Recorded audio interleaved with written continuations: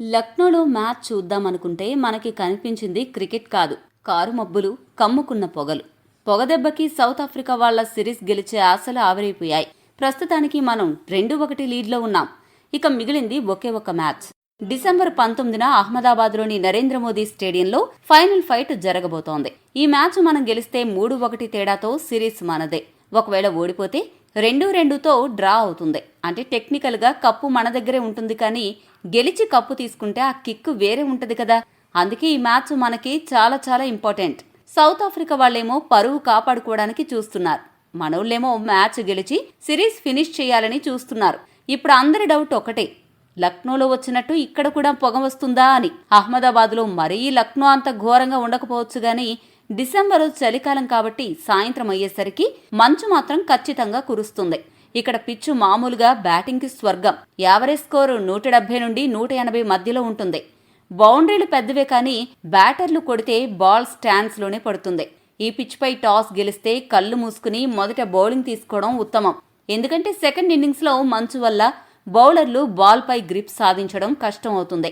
Chasing చేసే టీంకి ఇక్కడ గెలిచే ఛాన్స్ ఎక్కువ.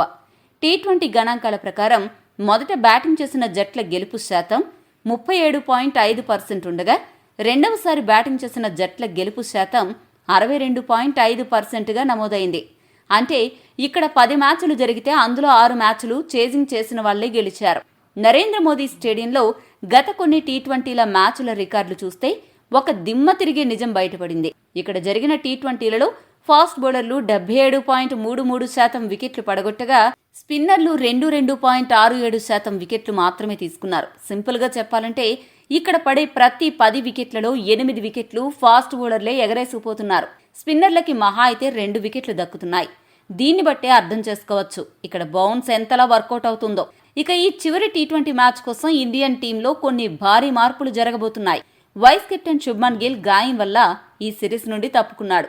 ఇది ఒక రకంగా మనకి బ్లెస్సింగ్ ఇన్ డిస్గైజ్ అని అనుకోవాలి. ఎందుకంటే గిల్ లేడు కాబట్టి ఎట్టకేలకు సంజు శాంసన్ కి ఓపెనింగ్ చేసే ఛాన్స్ దక్కుతుంది.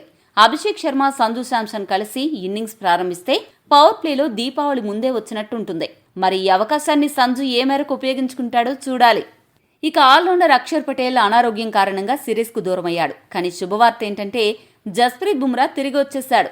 ఈ నేపథ్యంలో హర్షిత్ రాణా స్థానంలో బుమ్రాను తీసుకుంటారు. అంతేకాకుండా ఈ పిచ్ స్పిన్నర్ల కంటే ఫాస్ట్ బౌలర్లకు ఎక్కువగా అనుకూలిస్తుంది. కాబట్టి దక్షిణాఫ్రికా ఫాస్ట్ బౌలర్ల దాడిని తట్టుకోవడానికి బ్యాటింగ్ ఆర్డర్లో డెప్త్ను పెంచుకోవడానికి ఇండియా ప్రయత్నిస్తుంది. దీంతో కుల్దీప్, వరుణ్లలో ఒకరిని పక్కన పెడతారు. ఆ స్థానంలో సుందర్ తుదిజట్టులోకి వస్తాడు.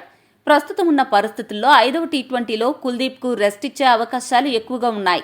ఒకవేళ ఈ ఫాస్ట్ బౌలింగ్ పిచ్పై మరొక ఫాస్ట్ బౌలర్ కూడా ఉండాలి అనుకుంటే మాత్రం కుల్దీప్, సుందర్ బెంచ్కు పరిమితం అవుతారు. హర్షిత్ రాణా జట్టులో ఉంటాడు. ఈ మార్పుల తర్వాత 5వ టీ20 కోసం టీమిండియా ఎలా ఉండబోతుందో ఇప్పుడు చూద్దాం. అభిషేక్ శర్మ, సంజు శాంసన్ ఓపెనర్లుగా వ్యవహరిస్తారు.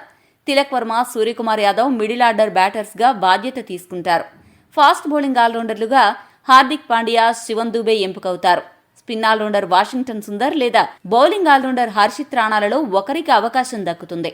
జితేష్ శర్మ వికెట్ కీపర్గా, ఫినిషర్గా జట్టులో ఉంటాడు. స్పెషలిస్ట్ స్పిన్నర్గా వరుణ్ చక్రవర్తి, ఫాస్ట్ బౌలర్లుగా హర్షదీప్ సింగ్, బుమ్రా కొనసాగుతారు. ఇక ఈ మ్యాచ్లో అందరి కళ్ళు మన కెప్టెన్ సూర్యకుమార్ యాదవ్ మీద ఉన్నాయి. ఎందుకంటారా, మనోడి ఫామ్ చూస్తే ముచ్చెమటలు పడుతున్నాయి. కాబట్టి 2025లో సూర్య పరిస్థితి ఎలా ఉందంటే 17 ఇన్నింగ్స్లు ఆడి 14.35 యావరేజ్తో 201 పరుగులు మాత్రమే చేస్తాడు. అందులో 3 డకౌట్లున్నాయి. వరల్డ్ కప్ 2024 తర్వాత 26 ఇన్నింగ్స్ ఆడితే కేవలం 2 సార్లు 50 దాటాడు. ఒకప్పుడు మిస్టర్ 360 అని పిలిపించుకున్న సూర్య ఇప్పుడు అట్టర్ ఫ్లాప్ అయిపోతున్నాడు. కెప్టెన్ గా సిరీస్ గెలిపిస్తున్నాడు, కానీ బ్యాటర్ గా మాత్రం పూర్తిగా ఫెయిల్ అవుతున్నాడు. ఈ మ్యాచ్లో గనక సూర్య ఆడకపోతే రాబోయే వరల్డ్ కప్ కి తన ప్లేస్ మీద కూడా డౌట్స్ వచ్చే ప్రమాదం ఉంది. కాబట్టి ఆ పాత సూర్యను నిద్రలేపే సమయం ఆసన్నమైంది. ఏదేమైనా అహ్మదాబాద్లో జనసంద్రం మధ్య మనోళ్లు సిరీస్ ని ఘనంగా ముగిస్తారని ఆశిద్దాం. కెప్టెన్ సూర్య కూడా ఫామ్ లోకి వస్తే ఇక సౌత్ ఆఫ్రికాకి tata bye bye good night చెప్పేయచ్చు. మ్యాచ్ డిసెంబర్ 19న రాత్రి 7 గంటలకు. మిస్ అవ్వకండి. సిరీస్ మనదే, కప్పు మనదే అవ్వాలి అని కోరుకుంటే వీడియోని లైక్ చేయండి. మరిన్ని స్పోర్ట్స్ అప్డేట్స్ కోసం మా ఛానల్ను సబ్స్క్రైబ్ చేసుకోండి.